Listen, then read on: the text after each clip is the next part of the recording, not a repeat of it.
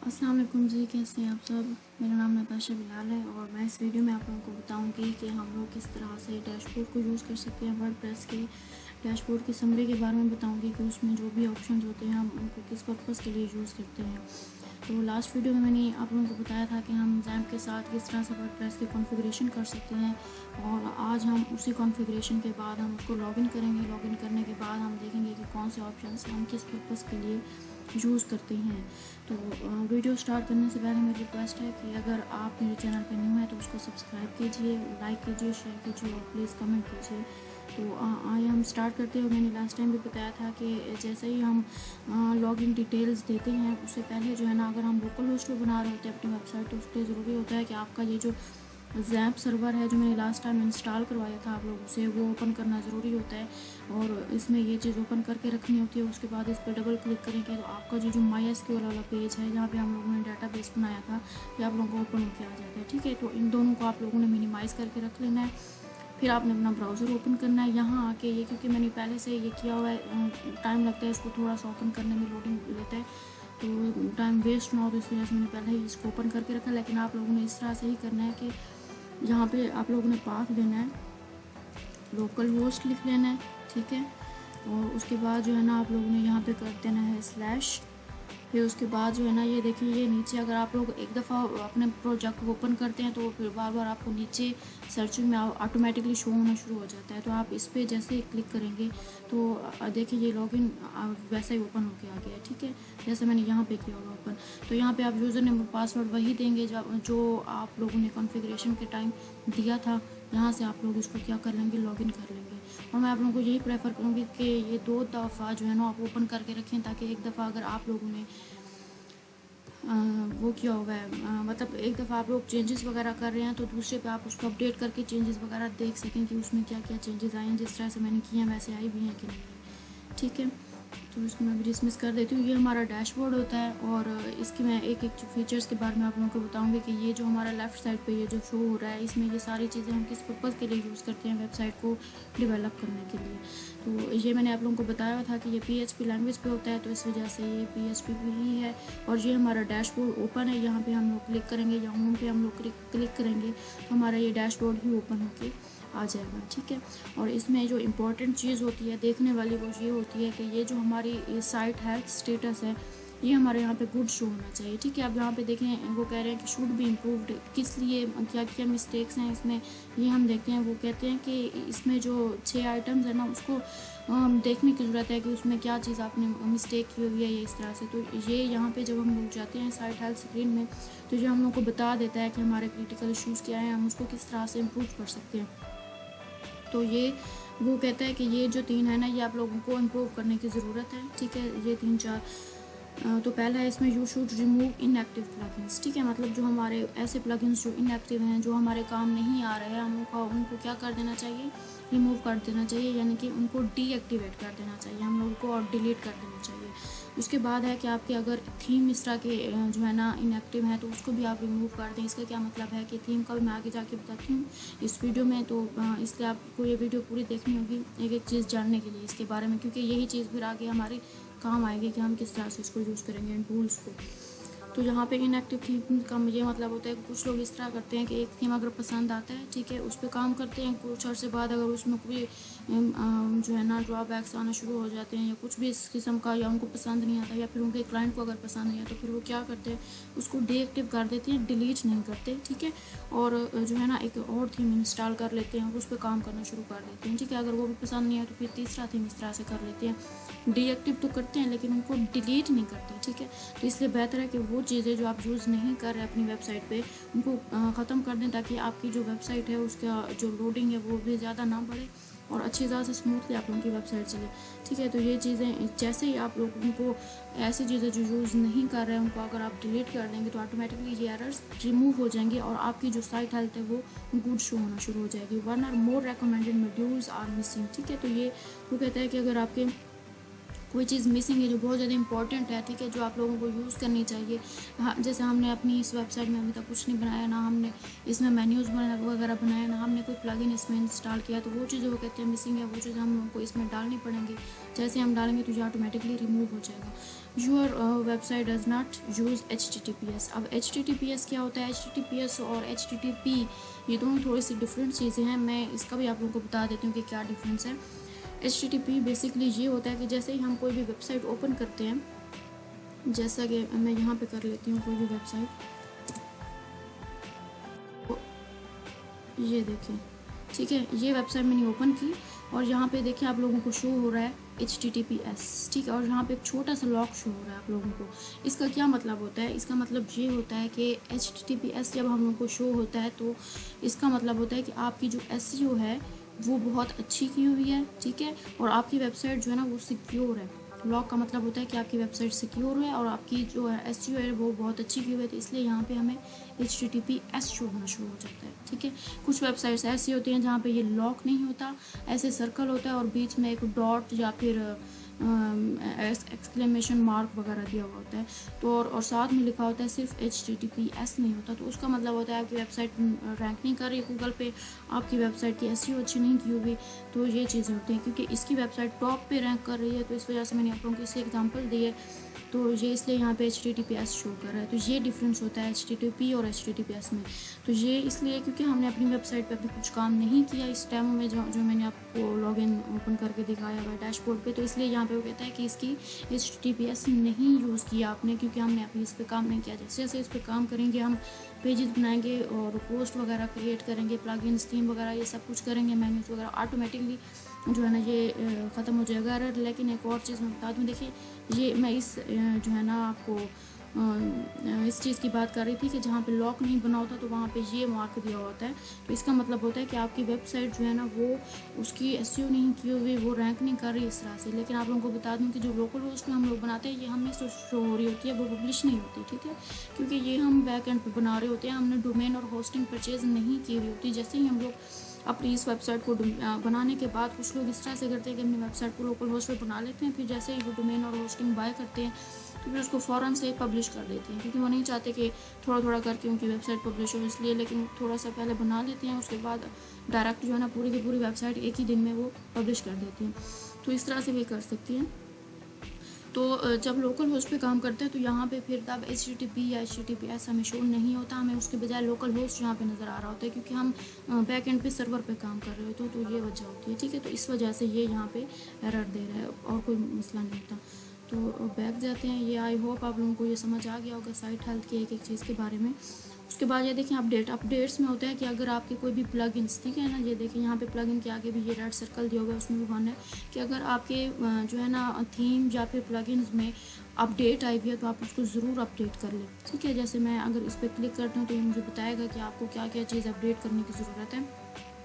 इसका फ़ायदा ये होता है कि जैसे ही हम लोग अपने प्लगइन्स को अपडेट करते हैं या फिर कुछ भी थीम को अपडेट कर लेते हैं, तो उसका फ़ायदा होता है कि आप की वेबसाइट बहुत अच्छी हो जाएगी, ठीक है ना। जो चीज़ आप लोग अपडेट कर रहे हैं उसके लेटेस्ट वर्जन्स आपको मिलेंगे, लेटेस्ट वर्जन मिलने के बाद उसके अंदर मज़ीद फीचर्स ऐड होकर आ जाएंगे, ठीक है। जैसे हम लोग विंडो वगैरह अपडेट कर रहे होते हैं, अपना सेल फ़ोन अपडेट कर रहे होते हैं, हमारी नई नई फीचर्स आना शुरू हो जाती है उसमें, तो इनका भी यही होता है, ये आए दिन अपडेट होते रहते हैं प्लगइन्स। तो बेहतर होता है कि आप उनको अपडेट करते रहें जैसे। और कुछ इनके प्लगइन्स ऐसे होते हैं जो कि बाय डिफ़ॉल्ट जैसे ही हम लोग वर्डप्रेस को इंस्टॉल करते हैं, कॉन्फ़िगरेशन करते हैं, तो वो ऑटोमेटिकली हमारे पास आ जाते हैं वो प्लगइन्स, ठीक है। तो जैसे हमारे पास वो प्लगइन्स आते हैं तो फिर जैसे उनके वर्जन्स अपडेट होते रहते हैं तो हमें नोटिफिकेशन देता है कि आप इनको अपडेट कर लें। देखें ये जैसे है प्लगइन, इसको हमने नहीं इंस्टॉल किया, लेकिन ये पहले से ऑटोमेटिकली ही इंस्टॉल होते हैं। ये किसी काम का होता नहीं है, लेकिन आप चाहें तो उसको डीएक्टिवेट कर सकते हैं, ठीक है। हम अपने काम के जो हमें ज़रूरत होगी हम वो प्लगइन यूज़ करेंगे। तो ये मैं बेसिकली आपको जो है ना अपडेट का बता रही थी कि इसका पर्पज़ क्या होता है। उसके बाद देखिए पोस्ट है, ठीक है। अब पोस्ट में क्या होता है, all post, add new, categories and tags. अब इन चारों का मैं आपको बता दूं कि ये हम किस पर्पज़ के लिए यूज़ करते हैं। आल पोस्ट में अभी क्योंकि हम लोगों ने पोस्ट वगैरह कोई क्रिएट नहीं की तो यहाँ पे कुछ शो नहीं हो रहा, ठीक है। ये हेलो वर्ल्ड हो रहा है, तो ये बाय डिफ़ॉल्ट हर थीम के अंदर आता है हमारे पास हेलो वर्ल्ड, तो हम इसको डिलीट कर देते होते हैं, ट्रैश कर देते होते हैं और अपनी न्यू पोस्ट ऐड करना शुरू कर देते हैं। तो यहाँ पे जितनी भी पोस्ट होंगी वो हमें सारी की सारी इस पेज पे हमें शो होंगी। उसके बाद ऐड न्यू से हम लोग क्या करते हैं कि हम अपनी कोई भी न्यू पोस्ट ऐड कर सकते हैं, ठीक है। जैसे ये अभी लोड हो रहा है, ओपन होता है तो मैं इसका भी थोड़ा सा बता देती हूँ आप लोगों को कि किस तरह से हम अपनी जो है ना न्यू पोस्ट वगैरह को ऐड कर सकते हैं। ये इसका पेज है। यहाँ पे हम लोग टाइटल लिखते हैं और यहाँ पे हम जो भी हमारा कंटेंट होता है, पैराग्राफ्स वगैरह होते हैं, अगर हम पिक्चर ऐड करना चाहें, आप ब्लॉगिंग वेबसाइट्स पे जाएं तो आपको अंदाज़ा हो जाएगा कि आप किस तरह से यहाँ पे पिक्चर्स ऐड कर सकते हैं और ये सब चीज़ें। ठीक है, यहाँ पे ये देखें, ये इन चीज़ों को हम लोग यूज़ करते हैं। ठीक है, ये यूज़ करके हम लोग अपनी जो है ना पोस्ट अच्छी सी क्रिएट कर सकते हैं।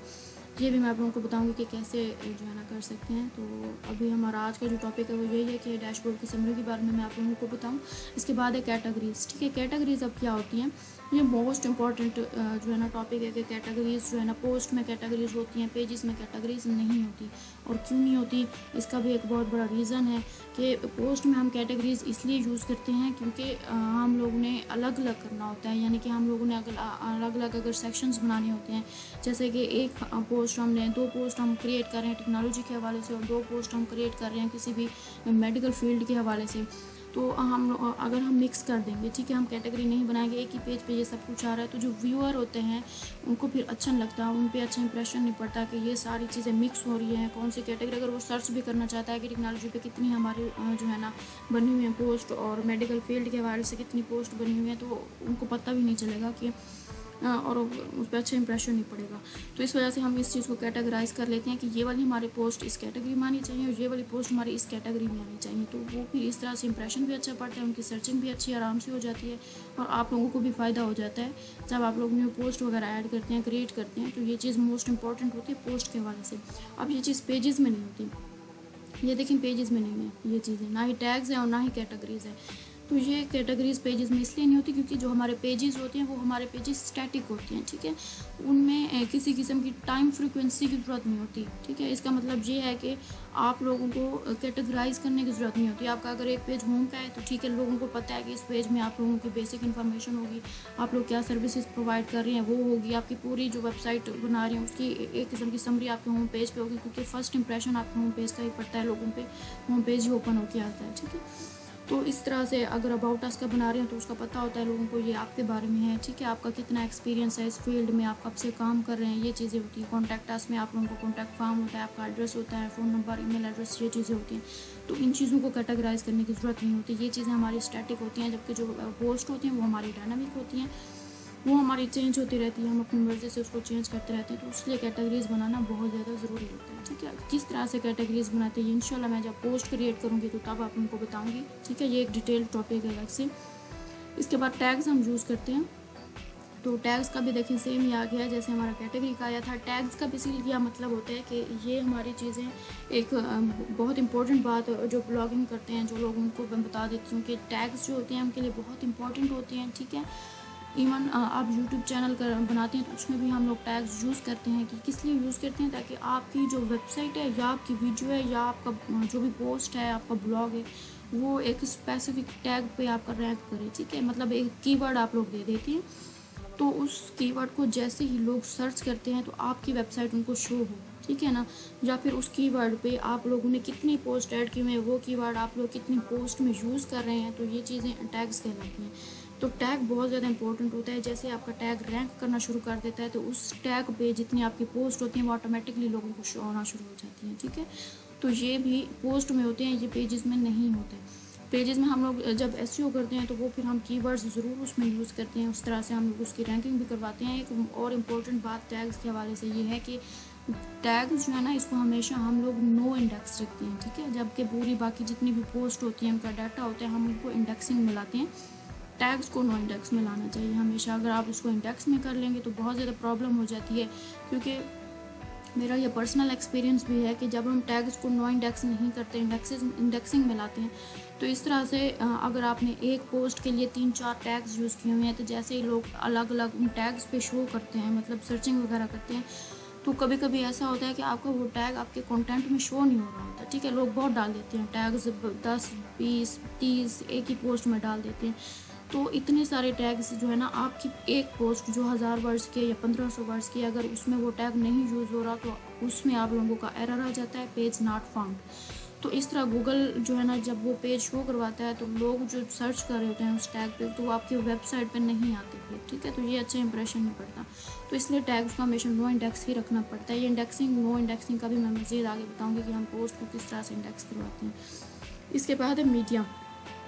मीडिया में हम लोग इसमें हमारी वो चीज़ें आती हैं कि हम अपनी वेबसाइट में किस तरह के इमेजेस यूज़ करेंगे, किस तरह के अगर आप वीडियो यूज़ करना चाहते हैं तो वो आप यहाँ पे लाइब्रेरी में उसको ऐड कर सकते हैं, या डायरेक्ट जब हम कस्टमाइज़ कर रहे होते हैं तो वहाँ पे भी हमारा अलग अलग जो है ना एक जैसे ही हम लोग पोस्ट कोई इमेज वगैरह हम लोग अपलोड करते हैं अपनी वेबसाइट के अंदर तो ऑटोमेटिकली हमारी एक मीडिया लाइब्रेरी बनती जाती है और हमारे जितने भी वेबसाइट में यूज़ किए गए वीडियोज़ होते हैं या फिर हमारे इमेजेस होते हैं वो मीडिया लाइब्रेरी के अंदर आना शुरू हो जाते हैं, तो वो उसमें सेव रहते हैं, ठीक है। अगर आप न्यू ऐड करना चाहते हैं तो वो भी आप कर सकते हैं आराम से। इसके बाद है पेजेस का भी वही होता है कि आप न्यू पेजेस ऐड कर सकते हैं और ये हमें उसमें जो ऑलरेडी हमारे पेजेस होते हैं वो भी हम लोग को दिखाता है। जैसे ये हमारे पेजेस हैं सारे के सारे, ये वो हैं जो बाय डिफ़ॉल्ट हैं, अभी हम लोगों ने नहीं बनाए, ठीक है। तो हम अगर बनाना चाहें तो यहाँ पे ऐड न्यू कर सकते हैं। इसके बाद आता है कमेंट्स, ठीक है।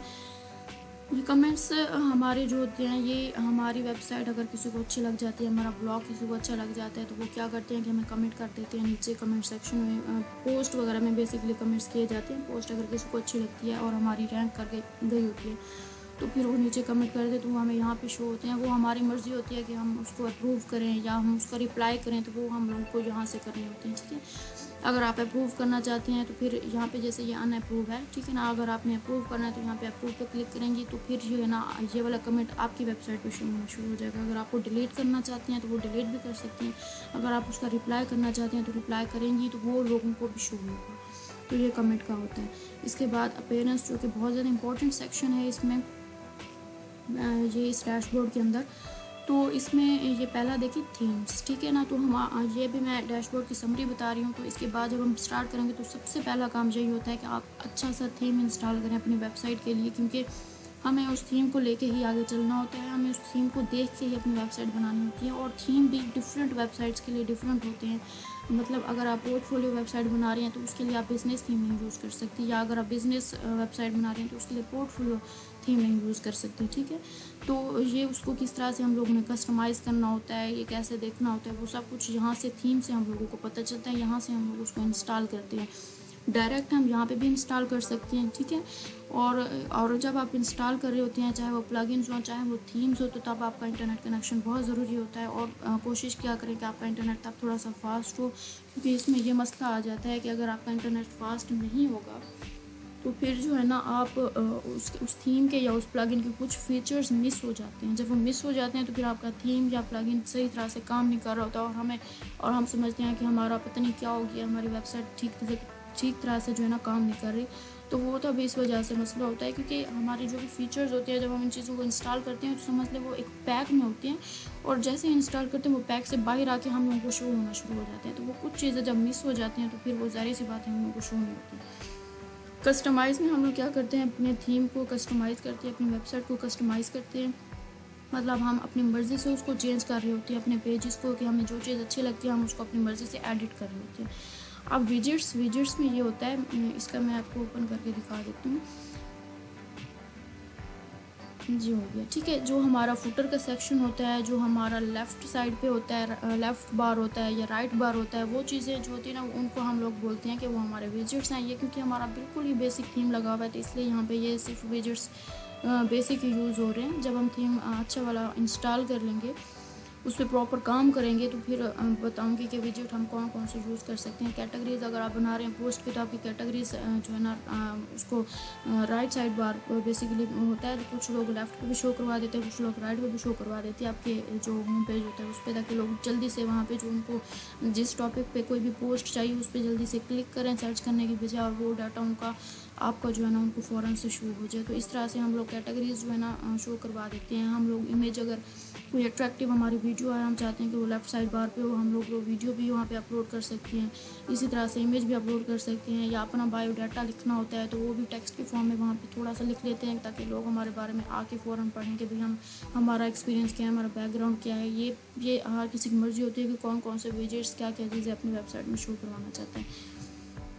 जी, इसके बाद आता है मेन्यूज़। मेन्यूज़ वो होते हैं जो हमारे टॉप पे शो हो रहे थे, मेन्यूज़, सब मेन्यूज़, तो वो भी हम लोग इसमें देखेंगे कि वो किस तरह से बनाते हैं। जब थीम इंस्टॉल कर लेंगे तो फिर हम लोग मेन्यूज़ पे भी आएंगे वो कैसे बनाते हैं। इसके अलावा यहाँ पे बैकग्राउंड है। बैकग्राउंड में अगर आप पूरे होम पेज के या पूरी वेबसाइट के बैकग्राउंड में अगर आप इमेज देना चाहते हैं तो वो भी दे सकते हैं। अगर आप अपना अच्छा सा अट्रैक्टिव सा कोई कलर देना चाहते हैं तो वो भी कर सकते हैं। लेकिन मैं यही रेकमेंड करूँगी कि जो हमारा थीम होता है, ठीक है, उसके पीछे जो है ना आप लोग इमेज ना यूज़ करें, उसके पीछे एक अच्छा सा लाइट सा कलर यूज़ करें और उसके ऊपर जो आप लोगों का टेक्स्ट होता है वो डार्क होना चाहिए ताकि लोगों को आराम से दिख भी जाए, ठीक है। और इमेज अगर आप यूज़ करते हैं तो कभी कहीं पे आपका टेक्स्ट जो है ना कंटेंट वो ब्लर हो जाता है, कहीं पे जो है ना प्रोमिनेंट हो जाता है, तो ये चीज़ें अफेक्ट करती हैं। थीम फाइल एडिटर होता है, तो इसमें हमारी जो है ना कोडिंग होती है, ठीक है। ये फाइल्स होती हैं यहाँ पे, ये यहाँ पे फाइल्स होती हैं, यहाँ पे यहीं पे ही हम लोगों को कोडिंग शो होना शुरू हो जाती है। जैसे कि मैंने आप लोगों को बताया था कि इसके पीछे PHP लैंग्वेज होती है, हम लोगों ने इसको नहीं छेड़ना होता, ठीक है। ये बस जैसे हम लोग थीम इंस्टॉल करते हैं कि उस थीम के पीछे जो लैंग्वेज में जिस तरह से उन लोगों ने बनाए होते हैं वो थीम, जो डेवलपर्स होते हैं, हम तो सिर्फ उनको यूज़ कर रहे होते हैं ना, लेकिन इन थीम को, इन प्लगइन्स को बनाने वाले भी तो होते हैं, तो वो बनाते किस चीज़ से हैं, पीछे कोडिंग से बना रहे होते हैं, हमें दे देती हैं, हम उनको फ्री में यूज़ कर रहे होते हैं, तो ये हमारा फ़ायदा होता है। हम लोग इसमें नहीं जाते, इसमें नहीं घुसते। लेकिन कुछ चीज़ें हैं ऐसी इंपॉर्टेंट जिसमें हम लोगों को जाना पड़ता है, और वो कौन कौन सी चीज़ें हैं ये मैं आप लोगों को बताऊंगी जब हम थीम इंस्टॉल करेंगे। और वो बहुत मुश्किल नहीं होती, बहुत ईजी है। मैं बताऊंगी कि आप लोगों को वो चीज़ कहाँ पे जाके किस तरह से एडिट करनी है, तो वो भी मुश्किल नहीं होता, वो बहुत आसान काम होता है, ठीक है। तो ये डिफरेंट फाइल्स होती हैं, देखिए इनकी एक्सटेंशन भी एंड में .php दी हुई है, क्योंकि ये लैंग्वेज ही PHP भी होती है। अच्छा जी, इसके बाद है कि आप लोग ये थीम्स होती हैं, ठीक है, जो मैं आप लोगों को बता रही थी कि वहाँ पे आप लोगों को आ रहा था कि थीम आपके बहुत ज़्यादा जो यूज़ नहीं हो रहे हैं आप उनको इनएक्टिव कर दें। तो ये देखिए यहाँ पे 4 ऐसे थीम हैं जिनमें से हम यूज़ सिर्फ ये वाला कर रहे हैं बेसिक, ठीक है, लेकिन ये भी है, ये भी है और ये भी है। तो ये हमारे क्या है, एक्टिवेट है, एक्टिवेट, ठीक है। तो वो कह रहे हैं इनको आप लोग क्या कर लें, डिलीट कर दें, इनको ख़त्म कर दें, तो ऑटोमेटिकली ये वाला वो वाला जो हमारा एरर आ रहा था साइट हेल्थ में वो ख़त्म हो जाएगा ऑटोमेटिकली। तो ये इन चीज़ों की वजह से होता है कि अगर आप एक थीम यूज़ कर रहे हैं तो आप उसी पे ही फोकस करें, बाकी चीज़ें आप लोग ख़त्म कर दें, डिलीट कर दें। साइट भी इस तरह से हैवी नहीं होती। अच्छा जी, प्लगइन्स होती हैं। प्लगइन्स इसमें इंस्टॉल प्लगइन्स होते हैं जो ऑलरेडी इंस्टॉल्ड होते हैं हमारे पास, ठीक है। अगर हम कोई अपनी मर्ज़ी से न्यू ऐड करना चाहें अपनी रिक्वायरमेंट्स के अकॉर्डिंग या क्लाइंट की रिक्वायरमेंट्स के अकॉर्डिंग, तो वो भी हम कर सकते हैं। तो यहाँ पे जब हम जाते हैं इंस्टॉल प्लगइन्स में तो कुछ ऑटोमेटिकली तभी इंस्टॉल हो जाते हैं जब हम लोग थीम इंस्टॉल कर लेते हैं, जैसे ये 2 हो गए, ठीक है। लेकिन इन दोनों का कुछ ज़्यादा काम नहीं होता, ये आप लोग बाद में इसको डिलीट भी कर सकते हैं। हम किस तरह से इनको ऐड करेंगे, किस तरह से कौन से प्लगइन्स यूज़ करेंगे, वो फिर हम यहाँ से ऐड न्यू पे क्लिक करके आप लोग यहाँ से उनको कर सकते हैं, ऐड कर सकते हैं, वो बताऊँगी मैं। फिर यहाँ पे यूज़र्स में आके देखते हैं। यूज़र्स में ये होता है कि आपने जो ईमेल एड्रेस दिया होता है अपना, जब आप बना रहे होते हैं, जैसे मैंने कॉन्फ़िगरेशन की तो तब मैंने अपना ईमेल एड्रेस क्या दिया था, ये दिया था, ठीक है। तो वही मेरा शो हो रहा है यहाँ पे। मैंने क्या यूज़र नेम एडमिन दिया था, आप जो भी यूज़र नेम देंगे वो आपका यहाँ पे शो होगा। एडमिनिस्ट्रेटर रोल है इसका, ठीक है। कौन कौन से रोल्स होते हैं इनके, कुछ अगर एडमिनिस्ट्रेटर का ये होता है कि आप लोगों के हाथ में है ये पूरी की पूरी वेबसाइट, आप उसको एडिट कर सकते हैं, आप लोगों को जितना एक्सेस देना चाहें वो दे सकते हैं। कुछ लोग ऐसे होते हैं कि वो अगर वेबसाइट हैंडल नहीं कर पा रहे हो तो वो लोगों को एक्सेस दे देते हैं कि भाई आप लोग उसको एडिट कर लें, ठीक है। या अगर कंटेंट राइटिंग के होते हैं तो उसको राइटर वगैरह का जो है ना रोल प्ले करने के लिए उनको दे देते हैं, तो वो फिर उस पर सिर्फ राइटिंग ही कर सकते हैं। तो फिर जब इस तरह के छोटे छोटे रोल्स देते हैं तो फिर ये जो हमारा होता है ना, ये फिर उनको सिर्फ वही चीज़ें शो हो रही होती हैं जिस चीज़ का उसको रोल प्ले करना होता है, ठीक है। ये सारी की सारी एक्सेस फिर उन लोगों को नहीं दी जाती। तो ये चीज़ें भी इम्पोर्टेंट होती हैं। अगर आप न्यू यूज़र ऐड करना है, वही जो न्यू यूज़र को जो आप रोल देंगे, ठीक है ना, तो वो आप यहाँ से उसको ऐड कर सकेंगे न्यू यूज़र को। उसके लिए भी यही चीज़ें चाहिए कि वो यूज़र नेम मांगेंगे, आपका ईमेल एड्रेस मांगेंगे और रोल आपको खुद को देना होगा। इसके अलावा जो टूल्स हैं, टूल्स में ये होता है कि जब हम कुछ प्लगइन्स इंस्टॉल करते हैं तो वो हमारे यहाँ पे टूल्स में जो है ना शो हो जाते हैं, यहाँ पे दिखना शो हो जाते हैं। जैसे हमारा हेडर एंड फुटर में हम लोग कस्टम HTML डालते हैं, ठीक है ना। जैसे हम एडसेंस वगैरह अप्रूव करवाते हैं तो उसका जो कोड हम लोगों को मिलता है तो वो हम उस प्लगइन के अंदर डाल रहे होते हैं, तो वो हमारा यहाँ पे शो हो रहा है। साइट हेल्थ, वहाँ डैशबोर्ड के बजाय यहाँ से भी आप लोग जा सकते हैं, ठीक है। इम्पोर्ट एक्सपोर्ट का मतलब है कि अगर आप कोई ई-कॉमर्स वेबसाइट बना रहे हैं, ठीक है, तो उसमें अगर आप लोगों को प्रोडक्ट्स आपकी वेबसाइट पर नहीं बनाने, आपने बल्कि परचेज्ड प्रोडक्ट्स वो वाले आप लोगों ने परचेज़ किए हुए हैं और पैसे दे के किसी से लिए हुए हैं और वो किसी और वेबसाइट पे पड़े हुए हैं जहाँ से आप लोगों ने बाय किए हैं, और वो आप लोग वहाँ से उठा के अपनी वेबसाइट में डालना चाहते हैं कि लोग आपकी वेबसाइट पे आएँ और वहाँ से जो है ना वो प्रोडक्ट्स बाय करें, ठीक है, ताकि डायरेक्टली जो है ना लेन देन का जो भी मामला होता है वो आपकी वेबसाइट से वो आपको ही पे करें, वहाँ से काम ख़त्म करना चाहते हैं तो फिर वो हम लोग इंपोर्ट करते हैं प्रोडक्ट्स को वहाँ की वेबसाइट से, वो भी हमारी वेबसाइट पे आ जाते हैं जैसे हम लोग इंपोर्ट करते हैं उनको, तो ठीक हो गया। इसी तरह से ये बाकी एक्सपोर्ट का भी यही काम होता है, और अवेलेबल टूल्स ये सारी चीज़ें आहिस्ता आहिस्ता जो है ना जैसे हम काम करेंगे तो आप लोगों को समझ आएंगे। इसी तरह से सेटिंग है, सेटिंग में भी ये हम अगर राइटिंग में चले जाएं तो राइटिंग में ये चीज़ें आ जाती हैं हम लोगों की कि यहाँ पे अगर आप डिफ़ॉल्ट पोस्ट कैटेगरी कौन सी रखना चाहते हैं, मतलब जैसे मैंने बताया कि आप टेक्नोलॉजी के हवाले से रखना चाहते हैं तो आपकी टेक्नोलॉजी के हवाले से आ जाएगी। इसी तरह से अगर आप डिफ़ॉल्ट पोस्ट फॉर्मेट कौन सा रखना चाहते हैं, स्टैंडर्ड हो, ये सारी चीज़ें आप लोगों को सिलेक्ट करनी होती हैं अपनी मर्ज़ी से, इसमें कोई रिस्ट्रिक्शंस नहीं होती आप लोगों को। इसी तरह से रीडिंग में जाके भी आप लोग चेंजेस वगैरह कर सकते हैं। यहाँ पे होम पेज आप किसको सिलेक्ट करना चाहते हैं कि लोग आपकी वेबसाइट ओपन करें तो सबसे पहले उनको कौन सा पेज शो होना चाहिए, तो जो ई-कॉमर्स वाले होते हैं वो यहाँ पे अपना जो शॉप का उनका होता है या प्रोडक्ट्स का पेज होता है वो डिफ़ॉल्ट शो करवाते हैं कि जितने प्रोडक्ट्स हैं सबसे पहले लोग वो आके देखें।